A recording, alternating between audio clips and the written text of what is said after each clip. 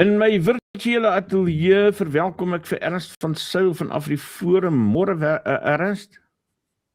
Goeiemôre Isak, hoe gaan dit? Nee, dit gaan goed, dankie met jou Ernst. Kom ek maak net geseker dat my gesig nie die hele prentjie opvat nie. So anders gaan daar nie meer enige kykers oor wees teen die einde van die gesprek nie. Jy staan nou nie 'n lelike ouetjie nie, so kan dan vir jou kyk. Ernst, ek het verlede week het ek ietsie geskryf na aanleiding van die byeenkoms in Stellenbosch en die standpunt wat daar tans heers oor Afrikaners wat waarmee dit eintlik dan nou kan sê so goed gaan en daarom mag mense ook nou nie eintlik kla oor alles wat gebeur nie. Maar nou voel dit vir my deesdae, kyk, toe ek 'n dominee was, het ek dit baie gesien. Die oomblik is as iemand in 'n verhouding jou begin verneek. Kyk, dis die skelmste mense in die wêreld, nee, as hulle jou begin verneek en jy begin so gevoel kry. Ek het dit keer op keer gesien. Begin die ander partner 'n gevoel kry. Sê, hoorie so, maar jy en hierdie persoon is dan baie, julle gesels dan maar baie af. Ek het hierdie gesien en kyk, dan sê die ander party altyd vir ja, maar jy moet ophou om so sensitief te wees en jy is simpel en jy, maak jou af asof jy nou spooke sien. En die hele tyd hier binne in jou weet jy, maar daar's iets verkeerd. Het mense vir my vertel. En nou voel dit vir my Afrikaners is op die oomblik in so 'n verhouding. Waar jy weet iets is verkeerd en jy kan al die tekens sien. Maar 'n klomp mense en almal in beheer rondom jou wil vir jou vertel, maar daar's eintlik niks verkeerd nie, jy's oorsensitief. Ja, absoluut. Isak, dit is ek het nou onlangs nogal baie diep daaroor gedink, juis want daar's hierdie retoriek van daar's verskillende maniere hoe dit uitgedruk word, die einde van normaal, die nuwe normaal, abnormaliteit. En daai tipe woorde word gebruik vir goed wat veronderstel is om normaal te wees. Goed wat veronderstel is om normaal te wees, word abnormaal genoem en eise vir normaliteit word aangeval deur mense wat sê jy moet nou maar net stil sit en ophou kla, hierdie is die nuwe normaliteit of hierdie is die nuwe normaal of die normaal wat jy so verlief was, dis die einde van daai normaal, jy moet nou dit begin aanvaar. Dis daai tipe gedrag, daai tipe retoriek wat ek toe op die ou end ook op so sterk gereageer het rondom dieselfde tyd van hierdie plasing. Want nee, ons hoef nie abnormaliteit te aanvaar nie, ons hoef nie die einde van normaal soos dit geplaas word of soos dit gekonseptualiseer word net te vier nie, selfs nie eers te aanvaar nie. Ons mag vra en eis vir normaliteit. So ek dink jy is 100% in die call daar dat ons moet juis nou in hierdie tyd moet ons sterk staan vir die terugeis van normaliteit en opstaan vir normaliteit en nie net abnormale stand van sake aanvaar nie. Max de Pre skryf en sê dat AfriForum en solidariteit 'n gevaar inhou vir Suid-Afrika. En my gevoel is altyd en die beskuldigings wat hy al op X gedeel het, is altyd dat hy daarmee wil sê maar julle is eintlik op soek, nee, hy het dit al in soveel woorde gesê, dat julle is eintlik op soek na 'n ou wêreld waarin net Afrikaners bestaan en die res van Suid-Afrika nie 'n bestaansreg het nie. Is dit so?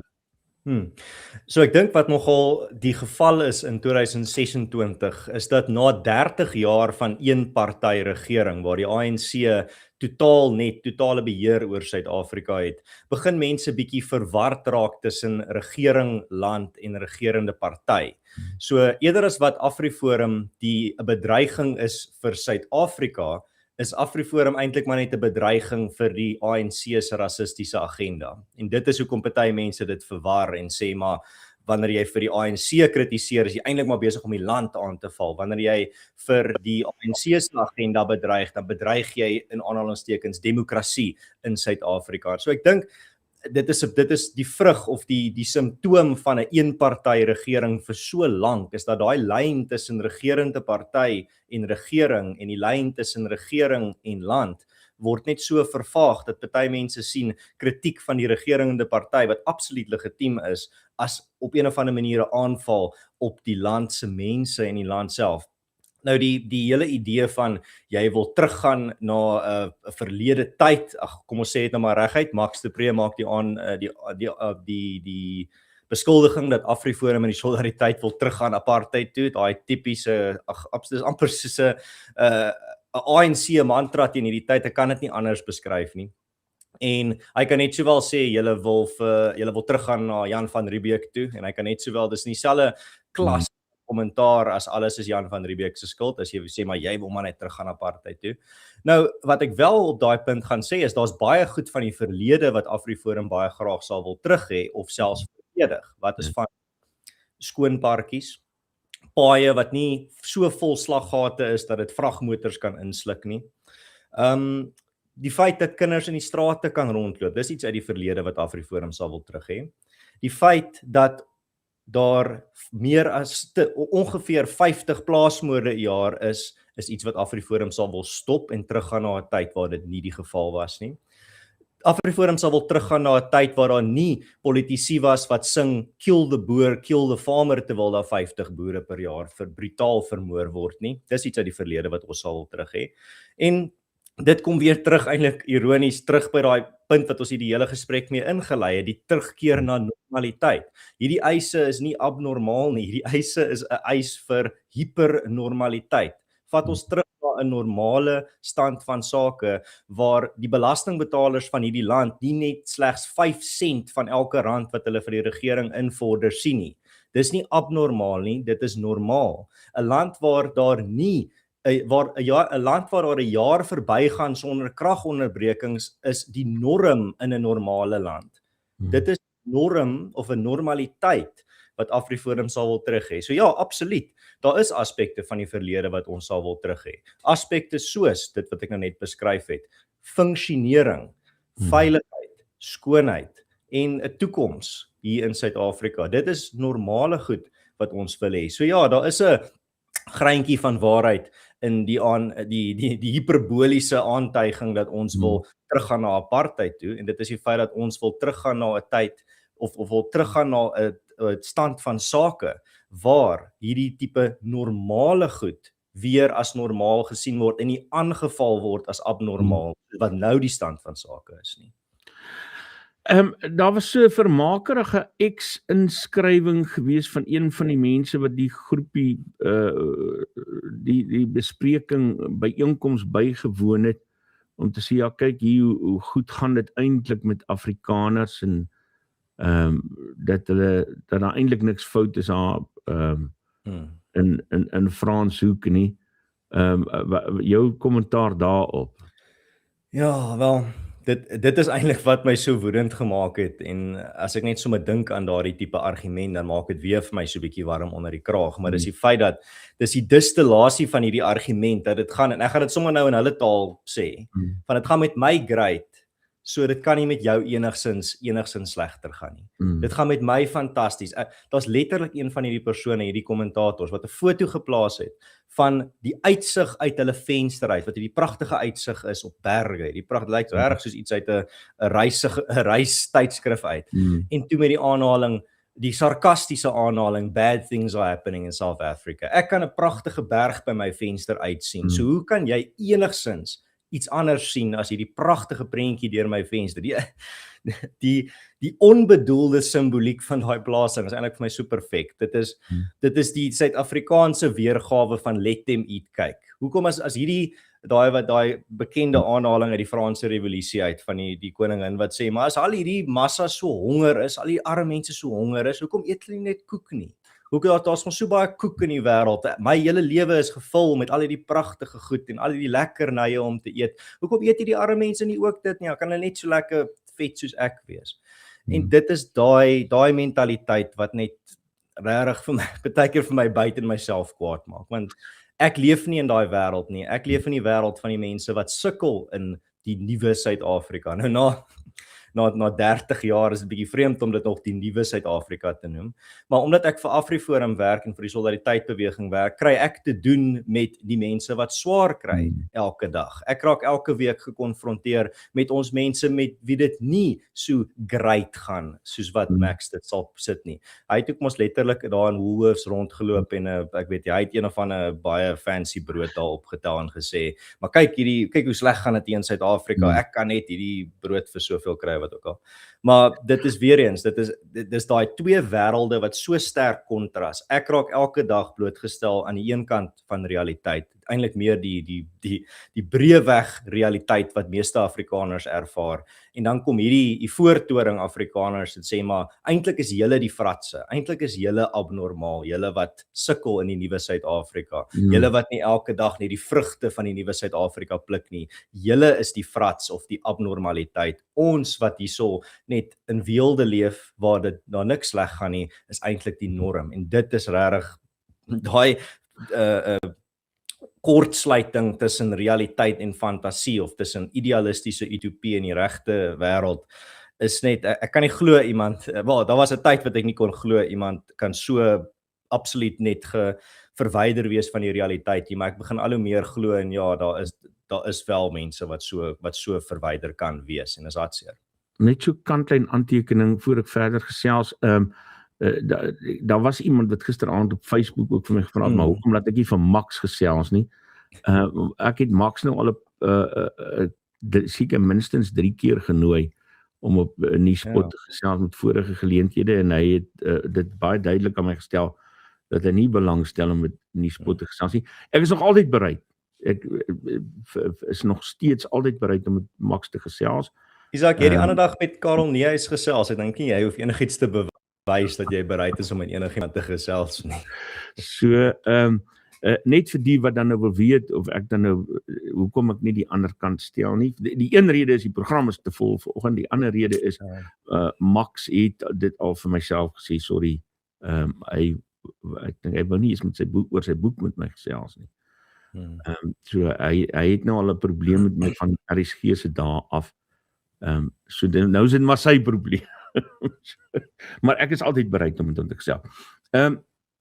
Ernst, is dit belangrik om juis aan die Afrikaner se saak aandag te gee?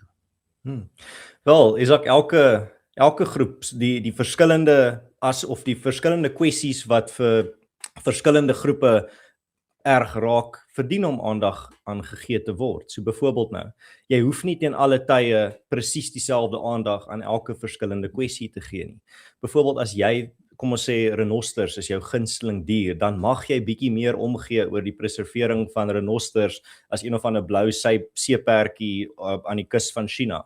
As jy baie lief is vir die Afrikaner kultuur en die Afrikaanse taal en jy maak jou kinders groot en jy maak hulle groot ook met 'n liefde vir daai kultuur en taal, mag jy ook omgee vir hierdie saak en jy mag meer daarvoor omgee as dalk ander kwessies. Beteken nie jy skryf daardie ander kwessies af en sê die ander mense mag nie daaroor omgee nie. Selfs met soos plaasmoorde. As jy byvoorbeeld iemand is soos ek en meeste mense wat vir AfriForum werk en ek sou eintlik sê meeste Afrikaners, as jy iemand is wat al geraak is deur plaasaanvalle of plaasmoorde of iemand wat naby aan jou is al daardeur geraak, selfs in verskriklike maniere, dan mag jy nie net jy mag oor hierdie kwessie omgee nie, jy mag hierdie kwessie 'n prioriteit maak, iets wat jy regtig veg om aandag op te vestig, want dis een van daai kwessies weer eens wat nie die aandag kry wat dit verdien nie. Want ek sien nie, ek maak hierdie punt ook hierdie verlede week as deel van hierdie debat, want toe sal nou mense, want dis natuurlik ook die argument wat nou geopper word as deel van hierdie paneelgesprek wat ons nou op reageer, dat dis maar net normale misdaad, julle gee nou net om oor hierdie plaasmoorde, maar eintlik is daar dit en dit en dit, daar's erger, hoe kan jy oor hierdie ding omgee as daar erger misdade hier en hier gebeur? En ek dink toe net, daar's byvoorbeeld, ek weet nie hoeveel organisasies in Suid-Afrika wat aandag vestig op die kwessie van misdaad teen vrouens en kinders nie. Dis 'n legitieme kwessie en daar's ek weet nie hoeveel organisasies wat daarop fokus nie. Val hierdie mense ooit daai organisasies aan en beswadder vir hulle en bespot vir hulle en lieg oor hulle en sê, hoekom gee julle om oor hierdie kwessie as die meerderheid van moord slagoffers in Suid-Afrika mans is. Dis 'n feit, maar dis daai tipe drog argument wat hulle gebruik teen die aktiviste wat plaasmoorde 'n lig op wil skyn. Sê maar die meerderheid van moorde in Suid-Afrika is nie boere nie. So hoekom gee julle om oor hierdie kwessie wat net 50 moorde 'n jaar is? Kom ons doen net 'n bietjie van 'n eksperiment vir jou en die gehoor. Kom ons sê daar's gemiddeld 50 plaasmoorde 'n jaar. Kom ons vervang daai 50 getal. Dis nie boere nie. Dis 50 politici. Dis 50 joernaliste. Dis 50 podcasters. Dis 50 dokters. Dis 50 universiteit akademici.